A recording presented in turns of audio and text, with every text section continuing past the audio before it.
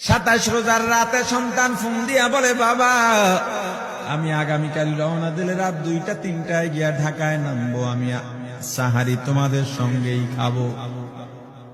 মা বসে আছে, মায়ের সন্তানের বাবাও বসে আছে, সন্তান আসবে। রাত্র 2টা-3টা হয়ে গেছে, সাহারির সময় হয়ে গেছে, সন্তানের খবর নাই।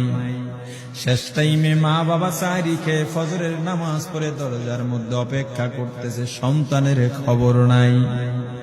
8টা, 9টা, 10টা বেজে গেছে, মায়ের মনটার ভালো লাগে না।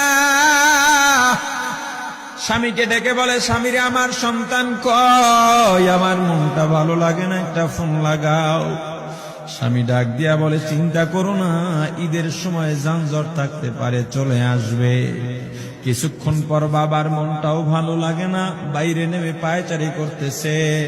হঠাৎ করে একটা ফোন চলে আসছে। সন্তানের ফোন দেখে বাবার সে কি আনন্দ। ফোন রিসিভ করে যখনই সালাম দিল, অপর প্রান্ত থেকে সালামের উত্তরে সন্তানের কণ্ঠ পাওয়া যায় না। বাবা ডেকে বললেন, বাবা তুমি কে? এটা তো আমার সন্তানের কণ্ঠ নয়, তবে মোবাইলটা আমার সন্তানের। ওপার থেকে ডাক দেয়া বলে, আপনি কি এই লোকেই মোবাইলওয়ালার বাবা? বলে, হ্যাঁ। আপনি এখনো বাড়িতে কি করেন? আপনার যেই সন্তান ঢাকা থেকে গাড়ি নিয়া 2500-এর দিকে রওনা দিয়েছিল, ওই গাড়িটা 2500 পৌঁছতে পারে নাই। পথিমধ্যে সংঘর্ষে রাস্তার মধ্যেই অনেকগুলো মানুষ মারা গেছে, অনেক যুবকও তার মধ্যে আছে। রাস্তার পাশে সাদা কাপড় দিয়া ঢাকা। দেখেন আপনার সন্তান এই লাশের মধ্যে আছে কিনা। মোবাইলটা আমি রাস্তার পাশে পড়ে পাইলাম। বাবা পাগলের মতো একটা দৌড় দিছে। মা মনে করছে সন্তান বুঝি কাছাকাছি চলে আসছে। অন্যান্য সন্তানদের ডাক দেয়া বলে, তোরা কে, কোথায়, এদিকে আয়, তোদের ভাই বুঝি কাছাকাছি আসছে। আমার কলিজার টুকরা সন্তান, তোর বাবা যে আগায় আনতে গেছে, তাড়াতাড়ি নতুন চাদর বিছা, বালিশের কভার গুলো খুলে নতুন কভার লাগা, পানি গরম বসা, আমার সন্তান এসে গোসল করবে। আহারে সবাই ফুলের মেলা, ফুলের তোড়া নিয়ে অপেক্ষা করতেছে। 4টা বছর কলিজার টুকরা বাড়িতে নাই, বিদেশ থেকে আসবে। বাবা স্পটে গিয়া দেখেন অনেকগুলো লাশ সাদা কাপড় দিয়া ঢাকা। একটা একটা মাথার উপর থেকে কাপড় উঠান আর কৌতূহল বাড়তেছে, কাপড় উঠান আর কৌতূহল বাড়ে। হঠাৎ তাকায় দেখে কলিজার টুকরা সন্তান লাশের মিছিলে শামিল হয়ে গেছে। বাবা সন্তানকে ধরে কাঁদেন আর বলেন, বাবা এত আদর আপ্যায়ন তোর জন্য, এত প্রস্তুতি রে বাবা। তোর মা তোর পথে বসে আছে রে বাবা, কি জবাব দিব বল? তুই যেদিন রওনা দিয়ে বিদেশ চলে গেলি, তোর মা সারা রাত ঘুমায় নাই, দরজায় গিয়া তোর পথের দিকে তাকা রইছি। কত রাত আমি মা আমি বাবা দেখলাম, তোর মা গভীর রাতে বিছানায় নাই। খুঁজতে খুঁজতে দেখলাম দরজায় গিয়া তোর মা কাঁদে। কত রাত তোর মা তোর জন্য নামাজ পড়তে পড়তে রাত্রটা নির্ঘুম কাটায় দিছে রে বাবা। কত রাত তোর মা তোর জন্য দোয়া করতে করতে নির্ঘুম রাত্র কাটায় দিছে। এই 4 বছরে 8টা ঈদ, ঈদের সময় আমরা নতুন কাপড় কিনছি, নতুন কাপড় পরছি। তোর মায়ের জন্য আমি নতুন শাড়ি এনে খাটের উপরে রাখলাম। ঈদের নামাজ পড়ে এসে দেখি কাপড়টা খাটের উপরেই আছে। তোর মা প্রথম ঘরেও নাই, মাঝের ঘরেও নাই, পেছনের ঘরেও নাই। খুঁজতে খুঁজতে গিয়া দেখি তোর মা কিচেন রুমে আছে। ওই নাস্তা নাড়াইতেছে, দুধ নাড়তেছে, দুধ উতলাইয়া পুইরা যাইতেছে, খবর নাই। আমি তাকায় দেখলাম তোর মায়ের 2 চক্ষু দিয়া টপ টপ করে পানি পড়তেছে। ডাক দিয়া বললাম, ওরে বিবি, ঈদের দিনে তুমি কেন কাঁদো? তোমার জন্য শাড়ি আনলাম, সেটাও কেন পরলা না? তোর মা জবাব দিয়া বলছে, স্বামী গো, আপনার আপনারা যখন নামাজের জন্য রওনা দিয়া গেলেন, আমার অমুক সন্তান আপনার সঙ্গে যায় নামাজ দিয়া নতুন পোশাক পরে নামাজে রওনা দিয়েছে, কত সুন্দর লাগছে দেখতে। হঠাৎ করে তাকায় দেখলাম আমার কলিজের একটা মানিক আপনাদের সাথে নাই। আমার মনটার ভালো লাগে নাই। আমি ফোন দিলাম আমার মানিকের কাছে। ফোন রিসিভ করে বলে, মা নাস্তা বানাইছি, খাইছি, এখনো ছুটিতে আছি, আনন্দ করতেছি, ঘোরাফেরা করতেছি, কিন্তু আমি মায়ের মন।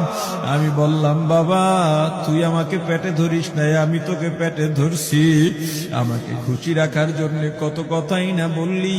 ঈদের টাকা পাঠাইলি, তোর টাকা দিয়া তোর বাবা জামা কিনছে, তোর ভাইরা জামা কাপড় কিনছে, তোর টাকা দিয়ে পরিশ্রমের টাকা দিয়ে আমার শাড়ি কিনছে, গহনা কিনছে, কিন্তু তোর পাশে আমি হাতুড়ের বাড়ির শব্দ কেন পাই?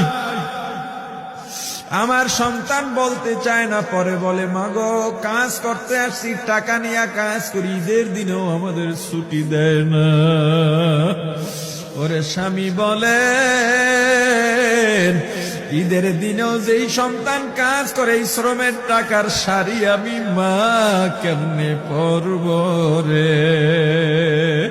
ওরে বাবা, আজকে তুই আসবি, খবর শুনে তোর মা এক সপ্তাহ আগের থেকে ঘুমায় না, তোর জন্য কত রঙের পিঠা বানাইছি,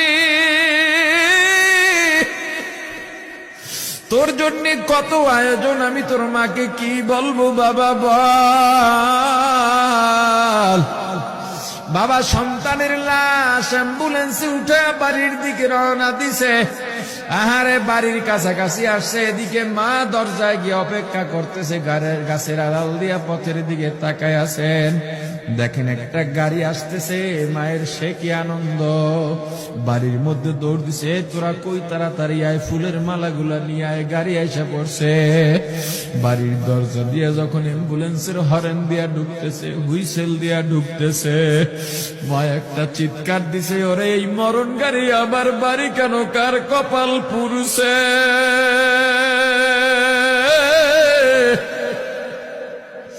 অ্যাম্বুলেন্সের দরজা খুলে তাকায় দেখে কলিজার টুকরা সন্তান